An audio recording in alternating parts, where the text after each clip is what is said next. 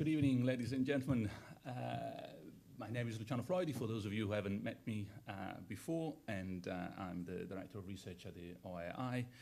I have the truly immense, really great pleasure of introducing our bellwether lecturer, Professor Dan Burke. Just a word of introduction so that you know with whom you're dealing. So Dan and I have met many times, usual conferences here and there, and there was something I did not know before preparing the notes here. Well, first of all, you don't find much about Dan which is not academic on Google, which shows that he comes from the law faculty. He knows exactly how to handle his Google search, I suspect. So there was no gossip, nothing interesting I could tell. But I found out that he, as an undergrad, he studied microbiology, and then he did a master degree in molecular biology and biochemistry. Am I right? Yeah. Before going on and doing some more advanced work as a graduate student at the Arizona State University and Stanford University. So I thought, oh, this is dangerous. It's dangerous because he actually, his interest in biology means that he may know exactly what the bellwether means. Now, as you probably know, because you've been here before, bellwether is a word that comes from Middle English, and it refers to a castrated ram leading his flock, or sheep. And that's not exactly the thing that you want to tell your speaker when you invite him. Now, it's always about a castrated ram. But it, as you know, became a word referring to leadership. So you could hear the bell before all the ships would be there. And it also refers for us today, the day after, to leadership in politics. Dartford being Britain's longest-serving bellwether seat, for example. You know exactly who they voted for because they've been right on target since 1964. So that is the general view of the bellwether lecture, is someone who has made a difference and is leading by providing advanced research in hot topics. Areas such as the ones covered by Dan in his professional activities of copyright, patent, biotechnology law, electronic commerce. Today he's presenting us a lecture on copyright, culture and community in virtual worlds. Please join me in thanking him for being here. Thank you. I'm really delighted to be here. It's been quite a number of years since I visited the OII, and last time I was here there was no bellwether lecture, so it's a wonderful series to have inaugurated. Currently, I am visiting Britain for 3 months as a Leverhulme visiting professor, funded by the Leverhulme Trust at the London School of Economics. LSE, as I'm sure you know here, prides itself on being a school of social science. And the law faculty that I'm visiting there prides itself on being a faculty that tries to take social science and apply it to legal and policy matters.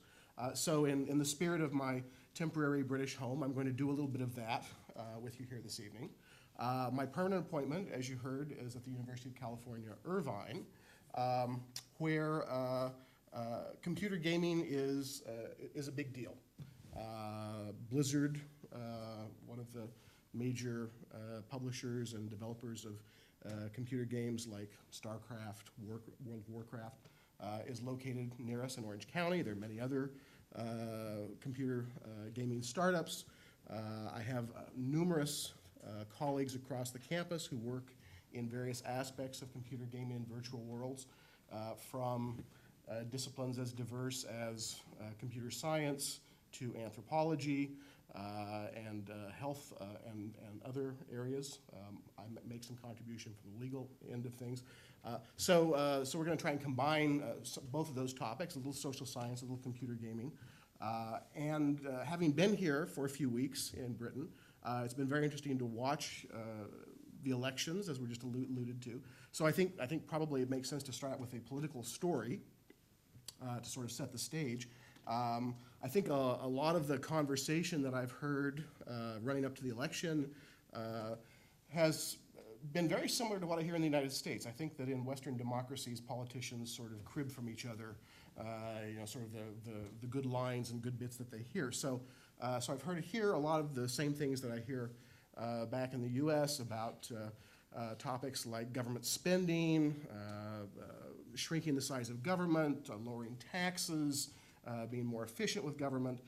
We have a particular politician in the United States, a senator in Congress, who is very big on these topics, you know, shrinking the size of government, lowering taxes, spending less money on governmental kinds of operations. And so every year he likes to publish a list of the most wasteful and ridiculous projects that he can find that had been funded by the federal government in the United States, you know, sort of as examples of things that we could do without, things that ought to be slashed and removed, and we could lower the cost of government spending if we got rid of these things. And 2 or 3 years ago, his list included something that he found to be ridiculous and wasteful, which was a grant from the National Science Foundation to my colleague Bonnie Nardi, who you see her picture here. Fairly sizable grant to study computer games. Because of course it would be ridiculous and wasteful to spend government money studying games, right? That is an absurd, he thought, an absurd waste of government money. Turned out to be a little embarrassing for him. Apparently no one told the senator or the senator's staff that computer gaming is actually very serious business. So part of the same political discussion that I've heard here, that I hear in the United States, is the importance of jobs and growing the economy and having a robust economy. By some estimates, computer gaming is a bigger industry than movies and music combined.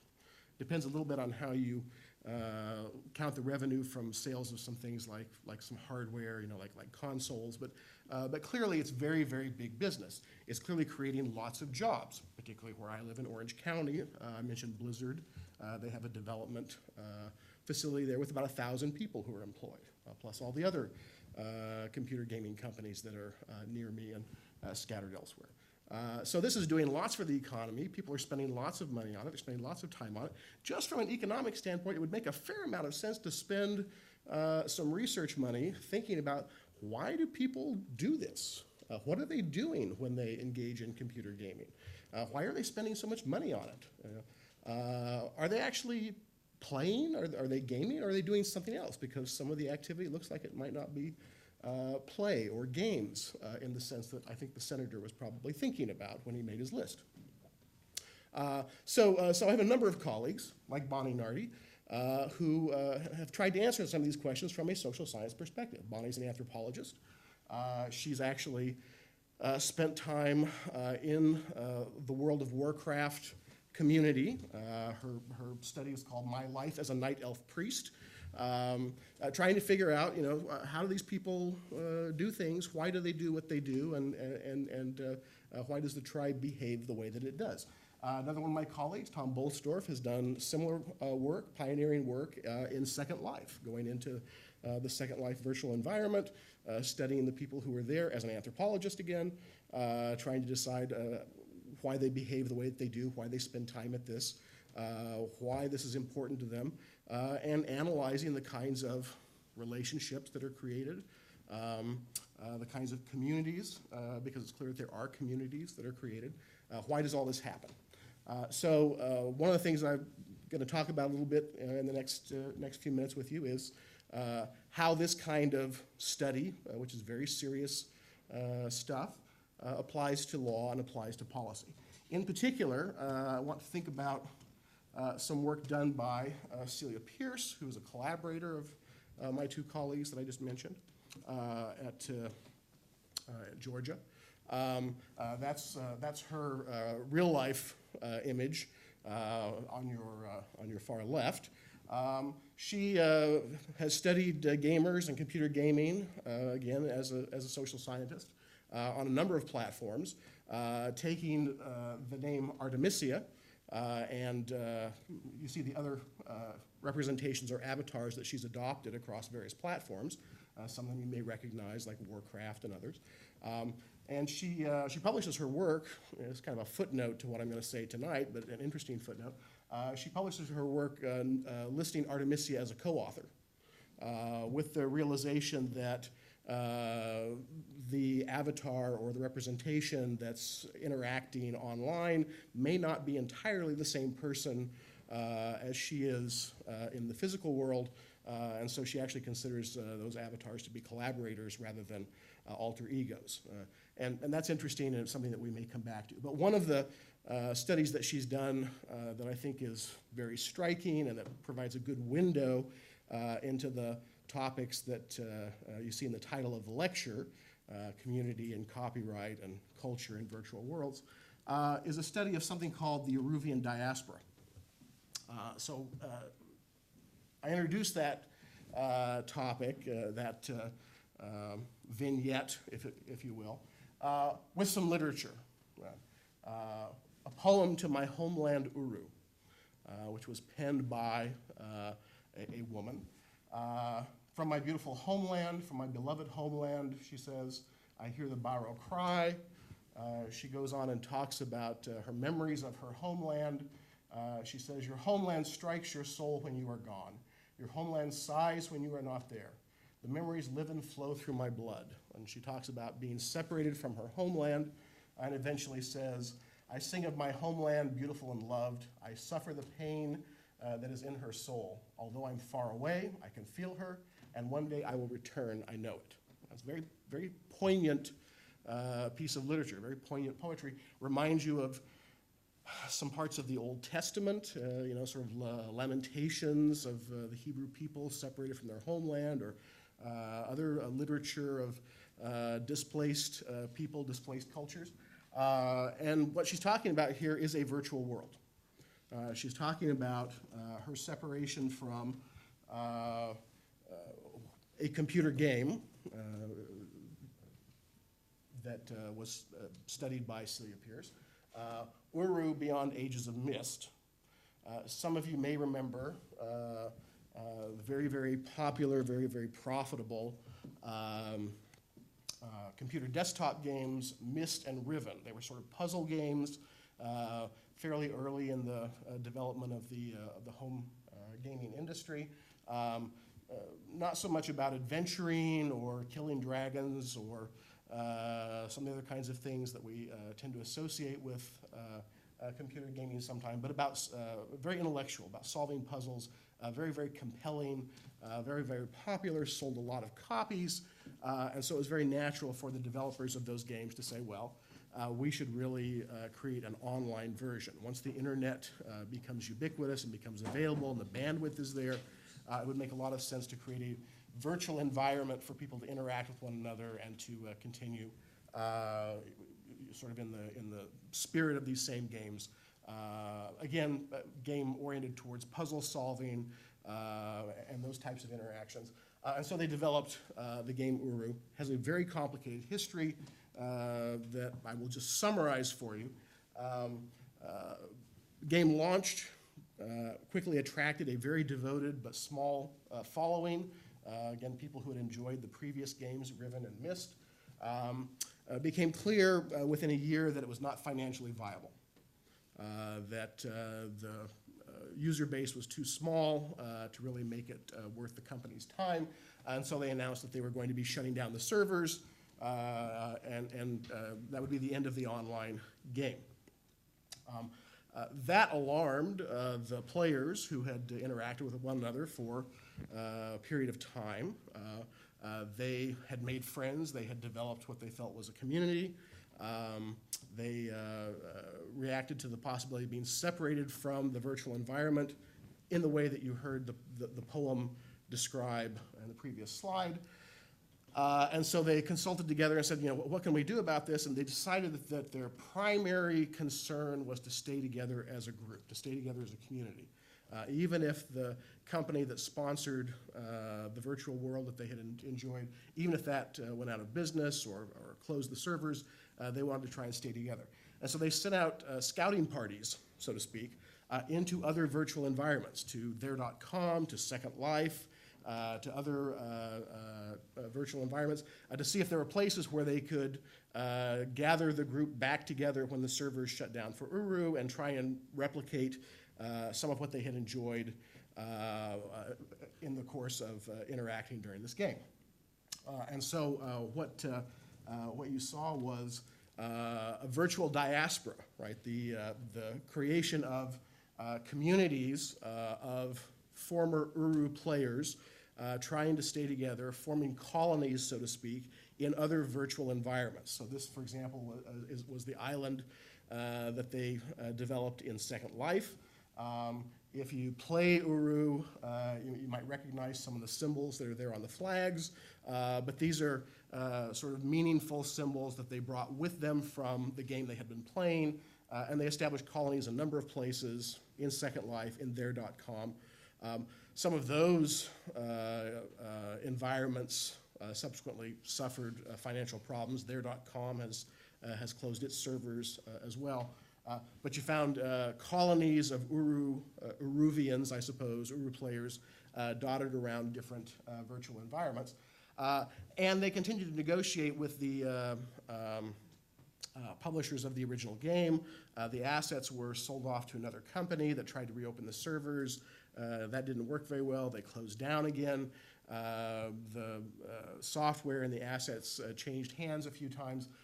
Currently, where they seem to be is that the assets are back in the hands of the original developer, who has told the players that it will make the code available for them to continue, if they wish, as an open source project. And so they're now attempting to maintain the Iruvian environment themselves. Meanwhile, there are these colonies dotted around other places, carrying with them to these colonies in Second Life and so on, imagery from the original game, right, from the Uru game. So this, for example, is a fountain that was depicted in the Uru game that was very meaningful to the community that played the game. And when they scattered and established themselves in other places, they attempted to replicate as best they could, put this in quotation marks, right, the architecture and artifacts from the game that they came from the shared culture that they had adopted playing Uru. Now, these are virtual worlds, so the architecture and the artifacts and the fountains and so on are in fact computer graphics, right? They are graphic depictions of objects within a virtual environment. So what we're really talking about is copying graphics, right? That they sort of have found that these were very meaningful to them in one environment, and when they've then moved to a different environment, they created copies of them, again, as sort of a centerpiece for their community, as focal points for the kinds of interactions that they had shared when they played the computer game Uru. So that's all fascinating from a social science, I think, and anthropological viewpoint. As you heard, I'm not a social scientist. I have lots of colleagues, as I said, who are social scientists. I'm a lawyer, a law professor, and a recovering molecular biologist. So I'm fascinated about all of this from a social science perspective and from a community and cultural studies perspective. But as a lawyer, the thing that strikes me immediately is, hey, they copied copyrighted content. Sort of moving from one virtual environment, which, as my friend Yochai Benkler likes to remind us, taking a line from The Matrix, that there is no spoon, right? We talk about virtual environments, but at the end of the day, what you have are people with their butts in chairs in front of computer screens. When we're talking about computer games in virtual environments, somebody developed the graphics, someone developed the audiovisual capabilities, someone developed the code that allows that to be depicted and to exist and to be shared by people who are in front of those computer screens. And at the end of the day, that's all copyrighted content. And so the first thing that strikes the lawyer looking at this story is, wow, what does that mean? How can that be? What happens when a group of players picks up copyrighted material from one game and transports it into another virtual environment like Second Life? The fountain that you're looking at here was copied essentially from Uru to Second Life. What does that mean to the to Linden Labs, right, to the people who are running Second Life. What does that mean to the company that developed the content initially? What does it mean to the community that felt that was important enough to copy it? And so we have to think a little bit about the intersection of intellectual property law with some of the social science and anthropology that I've just described to you. So let's think for a minute about copyright. I think about this a lot. Some of you might not think about it quite so often, but most countries in the world at this point have some type of copyright regime. Thanks to international treaties, there's some degree of harmonization among jurisdictions. There are also some local variations. I was talking to some of my colleagues about this the other day and discovered there's some, from my perspective, truly bizarre aspects to UK copyright that I wouldn't have expected. So there's some variations, but you know, thanks to the treaties and international agreements, a lot of things are similar. Copyright involves exclusive rights, the right to exclude people from doing certain kinds of things, like making copies of copyrighted material.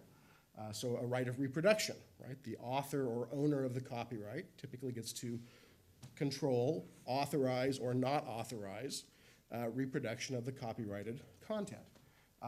Also, rights of distribution, right? The right to control the movement and circulation of copies of the material. Here in the EU, there's a right of communication to the public, which in the US we call something a little bit different, rights of public performance and public display. But the copyright owner typically also gets to control the communication of the copyrighted materials to the public, how that happens, when that happens. Rights of adaptation, right? The right to control derivative works or variations on the material. If I write a poem, or if you took the poem that we saw earlier on the second slide and you decided to set that to music, we would then have a derivative work of the poem. Typically the poet gets to say something about that, right, before someone creates a derivative work or adaptation of their work. And the material that we talk about in copyright is virtually always artistic or aesthetic material. Now the sort of odd duck in all of this is computer software, which some people assure me is aesthetic and other people assure me is not. But clearly it's functional, right? It operates as part of a machine. So up until the addition of software to copyright, we could say that pretty much everything in copyright was artistic or aesthetic. Not clear that software meets that mold, so now we say most things. Graphics, music, sound recordings, motion pictures, photographs, right? These kinds of artistic creations are all the subject matter of copyright. So as I said before, computer graphics that is picked up and moved from one virtual environment to another one is pretty clearly the subject of copyright. And that reproduction or copying is pretty clearly a matter of some concern to the copyright holder. The question would be, is that permissible copying or is it unauthorized, impermissible copying? Why do we have these kinds of laws, this kind of copyright regime? Well, we typically talk about it as being some sort of an incentive or some sort of reward to creative people so that they can make a living at what they're doing and share these creative works that they've developed with the rest of us. So we want artists and musicians and filmmakers and other types of creative people to create more works that we can all enjoy. We want them to, be able to have to eat on a regular basis and pay their rent while they're doing these things. And so there are a number of ways we can accomplish our goal of encouraging this, right? We could use, for example, a taxation system, and some countries have tried versions of that. But typically what we do is we say to the author, okay, we're going to give you some exclusive rights in whatever you create. You will be able to exclude other people from making copies, from distributing copies, from communicating the work to the public without your permission, and that will allow you then, if you want, to charge for those things to take place. And if what you create is popular, you'll make some money. If it's unpopular, then don't quit your day job. You probably have to continue whatever else it was you were doing, but we're hopeful that this will encourage you to create more things and to be able to make a living off of it. What that's really meant historically is, first of all, that copyright is typically a response to new technology. Right? So starting with Gutenberg and the printing press, as the cost of making copies goes down, right, as the technology improves and the marginal cost of more copying goes down, and it becomes more and more difficult to control the circulation of what you're creating, we try to step into that gap with legal exclusions. Right? So in the pre-printing press age, you don't really need copyright because copying a manuscript by hand, in the medieval scriptorium is so labor-intensive that not very many copies are going to get made, and it's not hard to keep track of them and to know where they're going. But once the printing press comes on the scene, and once successive technologies become available, photocopying, digital copying, and so on, it becomes harder and harder to control copying, and so we try and fill the gap that's being left in the ability to control the physical copy with these laws. And the corollary to that, historically, is that what copyright has really done is fund intermediaries, right? Publishers, movie studios, record labels, people who are experts in the particular medium, who grow up around distribution and creation models in that particular medium. The artist hopefully gets paid something as well, but a lot of the cost of distributing these kinds of copies and making them available to the public is either initially in the cost of transporting and creating and storing physical copies, if we're talking about vinyl records or videotapes or other kinds of physical materials.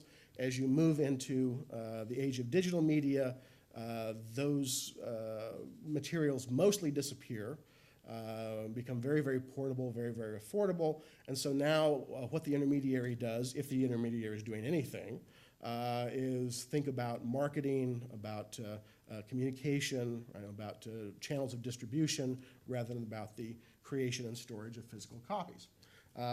As digital media becomes ubiquitous, and as some of the capabilities that were formerly performed by the intermediaries now move into the hands of the artists themselves, it may be that given distribution platforms on the internet, I don't really need a record label to get my music out to the public, or maybe I don't really need a recording studio because the equipment I can get for a fairly low price is pretty good. What are intermediaries doing? Well, perhaps they're doing a type of gatekeeping function, right? It depends on who you talk to. It may be that they're helping to identify and select the best talent, or other people might say, well, they're actually just creating a taste for really bad talent, depending on what you think about what's being distributed to the public. But clearly the intermediaries are there, and they grew up in former business models. They're still there, even though the technology has continued to change. And copyright has been a big part of that. So the result is what some people have called cultural industries. The movie studios, the book publishers, the record labels, if they are successful at what they do, whether that's identifying new talent or creating a taste for particular kinds of materials, or being a sort of gatekeeper, they are in the business of producing, encouraging, and distributing cultural materials, right? These types of artistic and aesthetic materials that I pointed to earlier that are the subject of copyright, books, music, movies, and so on, are very much embedded in our everyday culture, sometimes because of the intermediaries that copyright has fostered.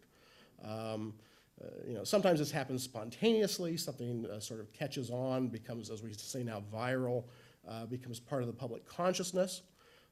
Sometimes that taste is created through careful marketing types of campaigns and very, very careful steering of public taste by the intermediaries. But in either case, it becomes part of public culture. And I couldn't think of any better way to really demonstrate that to you than I went online to a pretty much randomly chosen T-shirt site. You know, you can order T-shirts with all kinds of slogans at various websites, and look at some of the slogans that I found there. Right. Here on the far right, dragons are a girl's best friend. Right. If you get that allusion or reference, right, it's because you've either read George R.R. Martin's Song of Ice and Fire books, or you watched the Game of Thrones television series, and you know that one of the characters, Daenerys, has 2 or 3 dragons more or less on a leash that do a lot of the fighting for her, right? So it's a very, very clear cultural allusion to the Game of Thrones. I Heart Gallifrey, right? If you're a Doctor Who fan, you know, first of all, that the Doctor comes from the planet Gallifrey, so that's part of the illusion. You also know that being an alien, the Doctor is supposed to have 2 hearts rather than the one that humans have.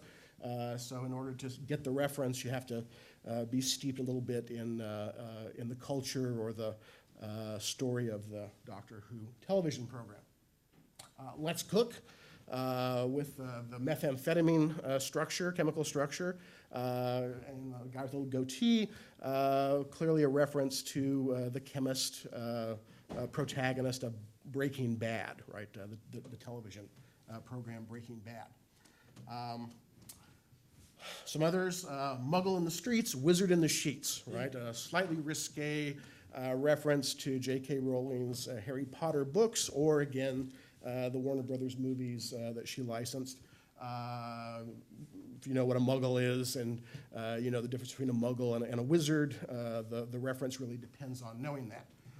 In this group, of course, The Cake is a Lie, reference to the computer game Portal, where that's sort of a stock phrase that then entered the common discourse and became a phrase referring either to not trusting authority or not trusting what you're being told from computer gaming. 99 Problems is still a lot of problems, right? Getting a few chuckles, and so you know that Iggy Azalea did sort of a rap as part of a popular song where she talks about when you get rid of the boyfriend, you'll have one less problem, right? 99 problems. I'll still have 99 problems, but the boyfriend won't be one of them. And the reference is, of course, that 99 problems is still a lot of problems even after you get rid of your boyfriend.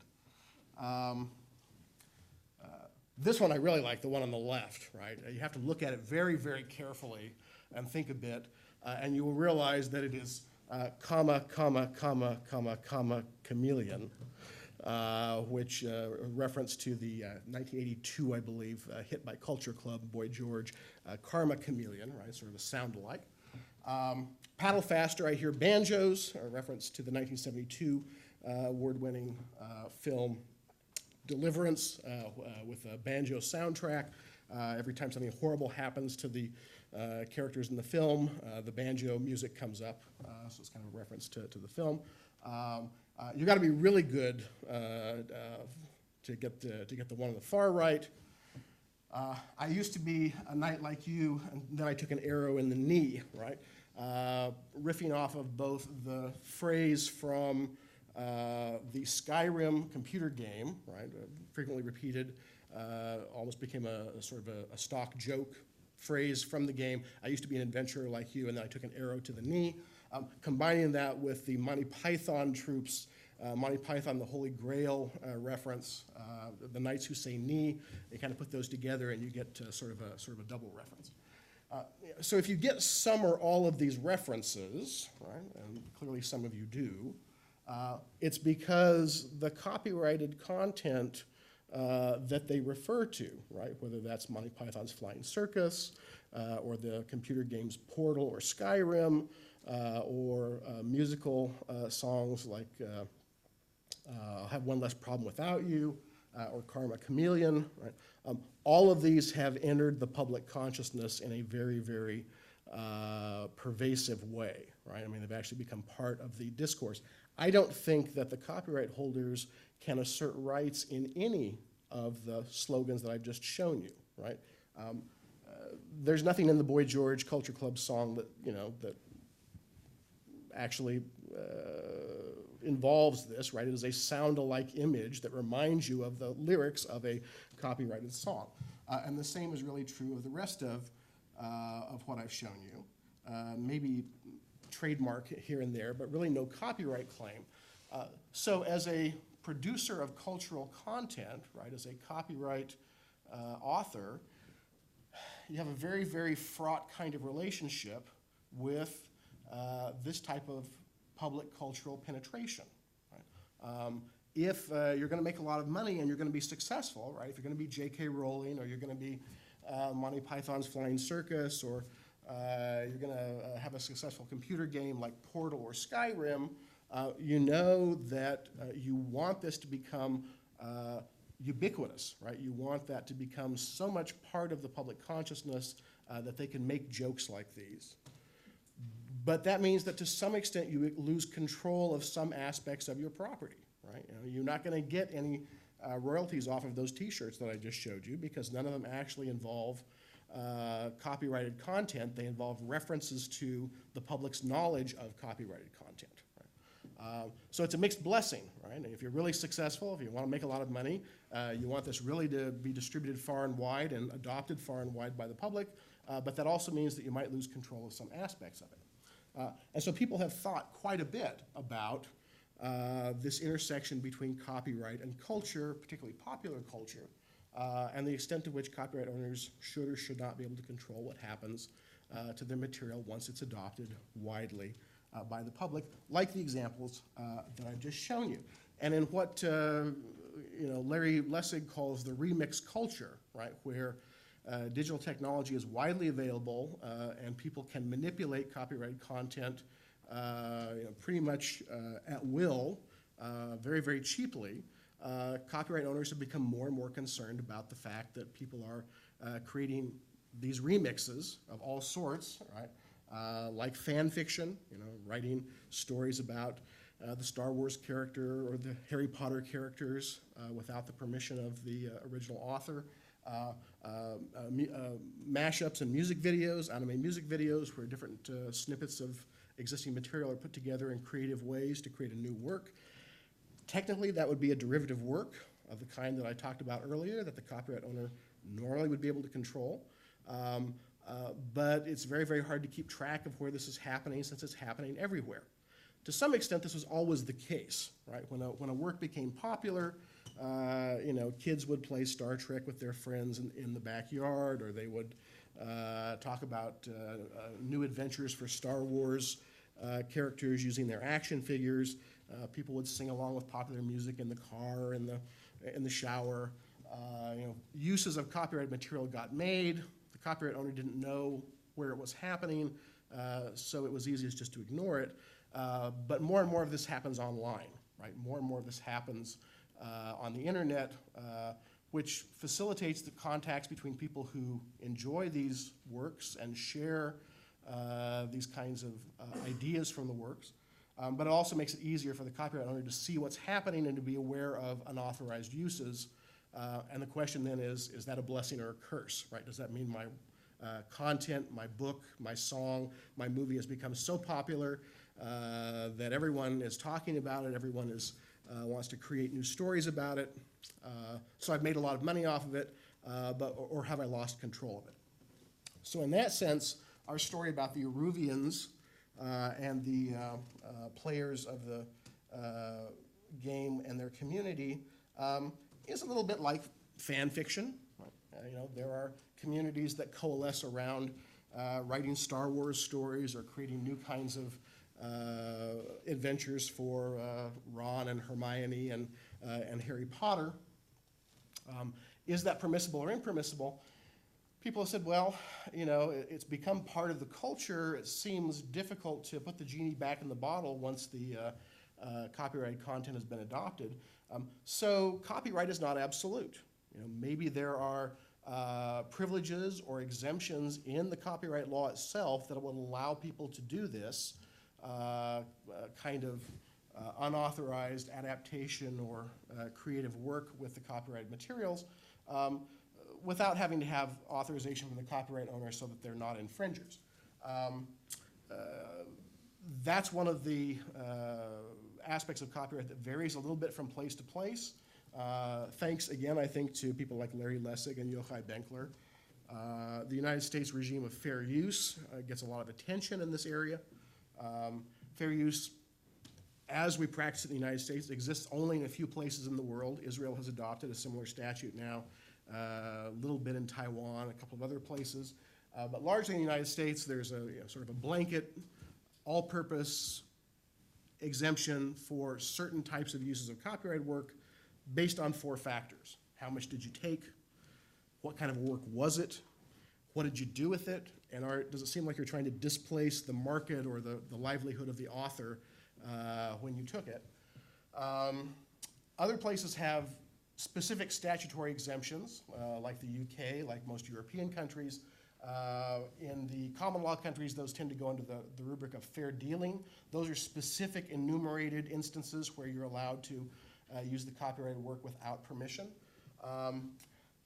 Either one of those kinds of exemptions, whether it's the sort of flexible US fair use kind of approach or the bullet point list fair dealing approach of the UK or Canada or Australia, neither of them seems to fit these kinds of uses that I'm talking about very well.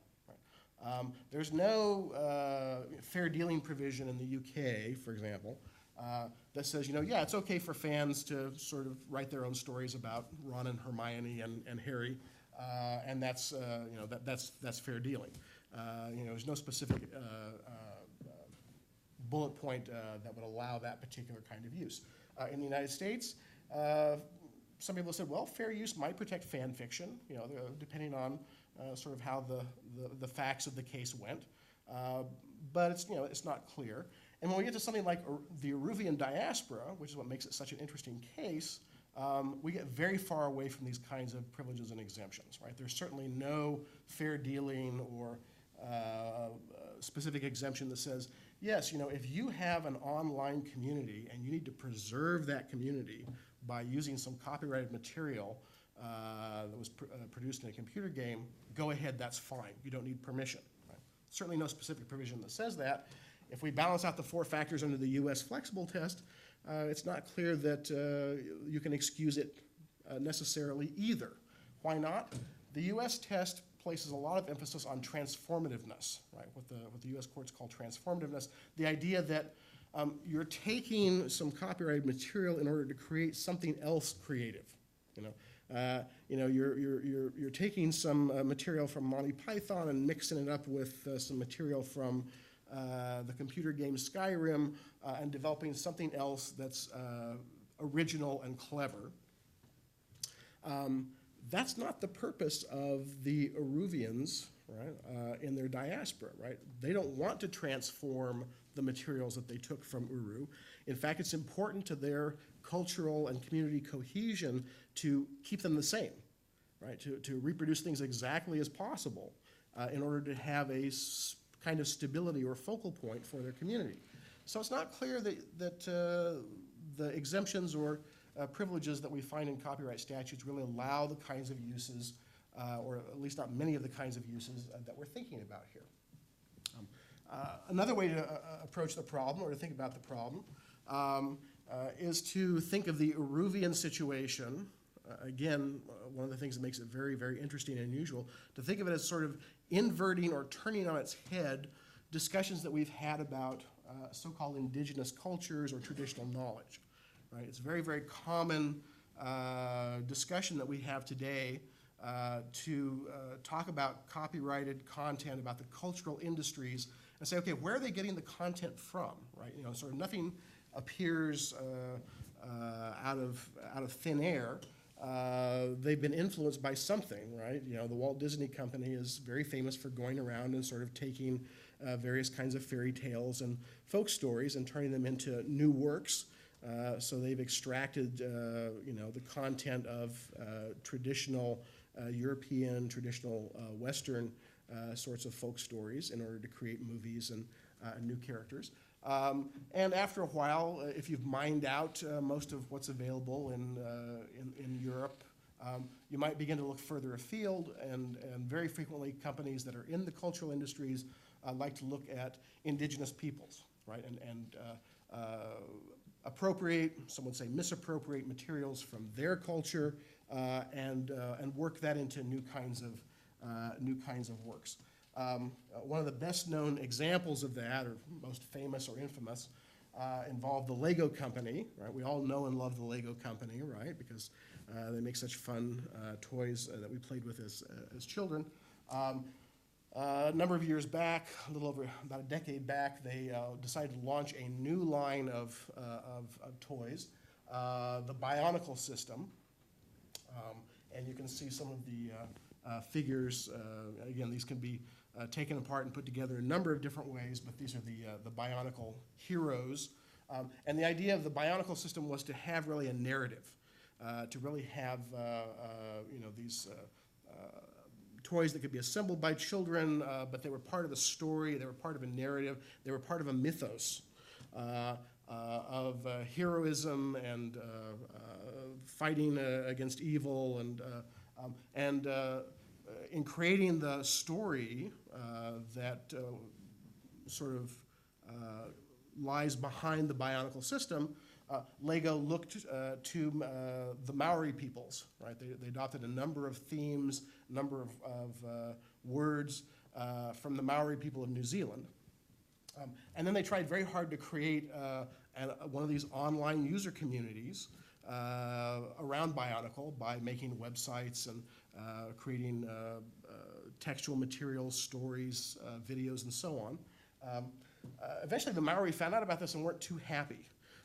They said, we think that this is not entirely respectful of our culture, and you're sort of making money off of parts of our culture that are important or maybe even sacred to us. So we're not happy. This story had a mostly happy ending in that Lego negotiated with the Maori and took out some of the things that the Maori found offensive. But people have pointed to this as an interesting example of attempting to create a sort of new online commercial community by taking pieces of culture from an older, existing, traditional cultural community. Well, you can think of the Uruvians as in some sense, turning that on its head, right? What we have here is an online community. I suppose you could compare them to fan fiction writers, but really they've coalesced around this particular game rather than the big corporation trying to take material from an existing community. Here, the corporation has created a community which is now trying to take materials from the corporation. Again, in the Iruvian case, probably this has a fairly good outcome so far, right? Despite the fact that there have been multiple bankruptcies and so on, they now have the opportunity to recreate the game and to maintain it, assuming they have the resources as an open source project. But we know that computer gaming companies fail pretty frequently. It's a high turnover market. There are any number of online communal games that have come and gone. And so we're left with the question, is this in some sense something that we ought to be thinking about the same way that we're having a discussion about traditional knowledge and traditional cultures? Does it matter if your culture has been there for a long time, for hundreds or thousands of years, or if it is a relatively newly created culture? Does it matter if someone is appropriating material from you to create new copyrighted works for others to enjoy? Or is it equally legitimate for a community to need to have some sort of privilege or exemption to appropriate copyrighted works, particularly from a corporation or a business that has brought them into existence, right? The Iruvian diaspora situation is interesting because it raises all these questions with a slight background hint of bait and switch, right? Didn't happen in the Iruvian case, could happen in other cases where you have someone who has developed new materials, marketed them, tried to create, much like Lego and Bionicle, a culture and a community around them, and then once the community comes into existence, can you then deny it the types of cultural icons and cultural materials that it needs to exist, right? So this opens a number of new dimensions in existing conversations about the meaning of community, the meaning of culture, and the role that copyright ought to play in maintaining both of those. It's related to the kinds of fan fiction discussions I pointed out to you. It's related to the traditional knowledge discussions I pointed out to you. But like everything else that is studied here at the OII, technology and the internet put a new spin on it that illuminates in interesting ways things that we've done, conversations we've had in the past, but also invites us to think in new ways about what copyright and culture and community mean on the internet. Thank you.